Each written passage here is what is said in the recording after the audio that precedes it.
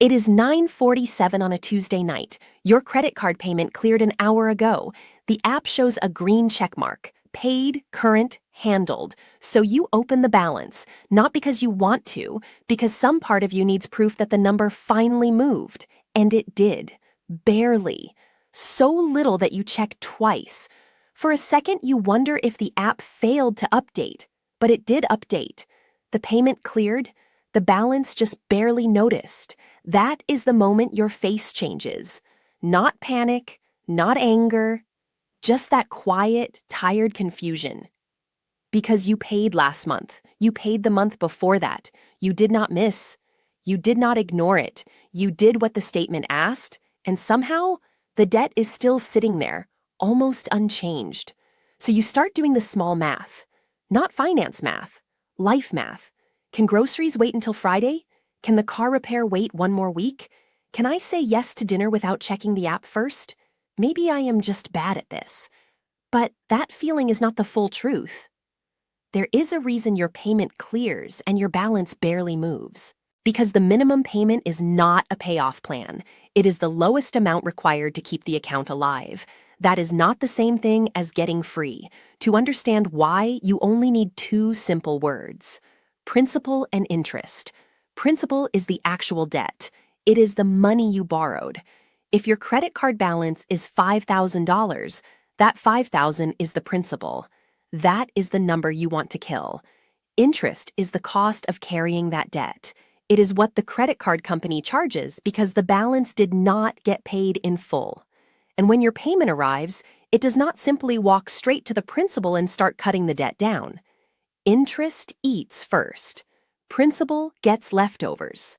That one sentence explains the trap. You send $130. In your mind, you made a $130 attack on the debt, but the system may treat it differently. First, it collects the interest. Then, whatever remains touches the actual balance. So the payment was real. The effort was real.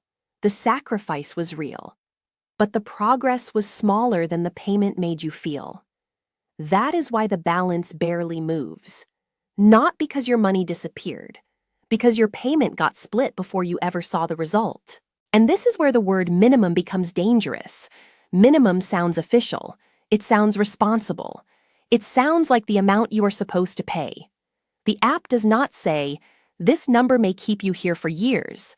It says, "Minimum due." And your brain hears, "Do this and you are okay." So you do it. The pressure drops. The green check appears. The account stays current. And for a few seconds, you feel like you handled it. That feeling matters. Because staying current is not nothing. Avoiding late fees matters. Protecting your credit matters. Not falling behind matters. The minimum payment solves a real problem. It keeps the account from breaking. But that is account survival, not escape. Current means you are still inside the rules. Free means the balance is actually losing power over your life. That is why this trap catches people who are trying. If you ignored the bill completely, the pain would make sense. But you are not ignoring it. You are paying. You are following the instructions. You are doing enough to avoid the red warning signs. And still, the debt stays alive. That is the debt treadmill. You are moving, you are sweating, you are doing the work, but the distance to zero barely changes. And the treadmill does not always feel dramatic. It feels normal. A payment clears, a balance drops a little, a new month begins. Then life happens. Gas goes on the card, groceries go on the card, a prescription goes on the card, a car repair goes on the card. Not because you are reckless, because the card became the bridge between the month you planned and the month you actually had. But every new swipe adds weight to the treadmill. You pay down a small piece of principal. Then a normal purchase replaces it. You make progress in the morning and erase it by Friday. That is how the balance can survive your effort. Interest pulls from the payment. New purchases add to the balance. And you are standing in the middle wondering why discipline does not feel like progress. Now make the machine visible. Imagine a credit card balance of $6,500. The interest rate is around 22%. On your statement, you may see that written as APR. APR means annual percentage rate. In simple words, it is the yearly price of carrying that debt, but you do not feel it once a year. You feel it month by month. So on a balance like that, the monthly interest might be roughly $120. Now imagine the minimum payment is $130. But if around $120 goes to interest, only around $10 touched the principal. So you made a $130 payment, but the debt only got about $10 weaker.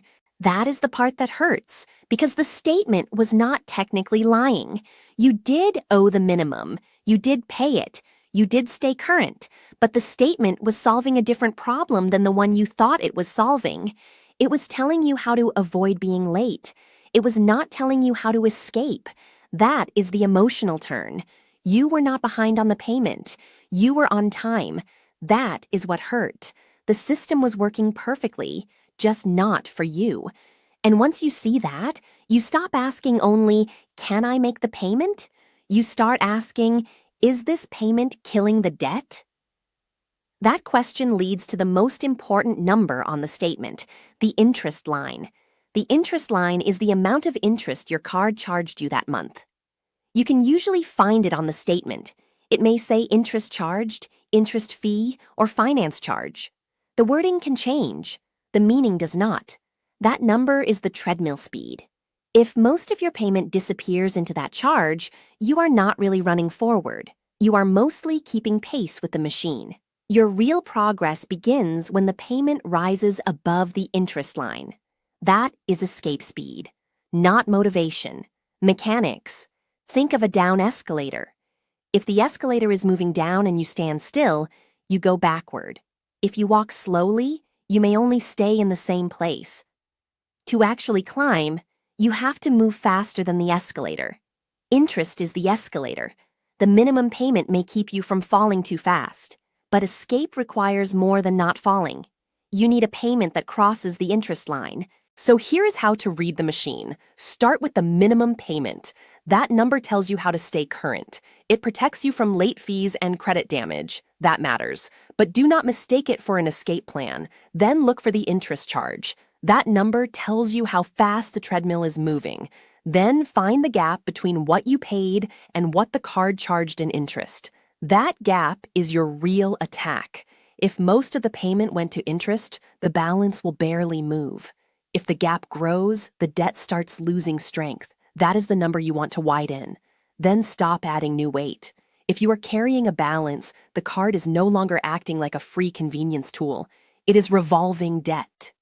Revolving balance means the debt rolls from one month into the next instead of dying at the due date. When that happens, new purchases can keep the machine alive while you are trying to escape it. A grocery swipe, a gas swipe, a bill that came too early, a paycheck that came too late. Each one may be understandable, but mathematically it adds weight to the treadmill. Finally, name the mode you are in. There is stabilization mode, and there is payoff mode. Stabilization mode means you are trying to stop the situation from getting worse while you rebuild control. Maybe you can only pay the minimum right now. Maybe your first goal is to stop new purchases. Maybe you need a small cash buffer so the next emergency does not land on the same card. That is still real work. But it is not payoff mode yet. Payoff mode begins when your payment is clearly above the interest line. When new purchases stop replacing the progress. When the balance starts falling by design, not by accident. Most people stay trapped because they think they are in payoff mode just because the payment cleared. But the balance knows the truth.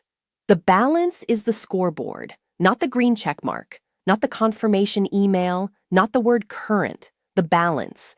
So the next time your payment clears, do not just ask, did I pay? Ask, what happened after I paid? How much went to interest? How much touched principal? Did the balance actually move? Did I add new weight to the treadmill? Am I stabilizing or am I escaping? That is the shift. The app will reward survival. You have to measure escape. So return to that Tuesday night. Same phone, same payment confirmation, same green checkmark. But now you know what the checkmark really means. The account survived another month. That does not mean you are free.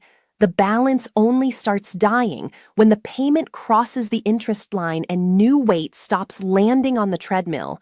Paying on time matters, but paying on time is not the same as getting free. Current does not mean free. The system was always running. Now you know how to read it.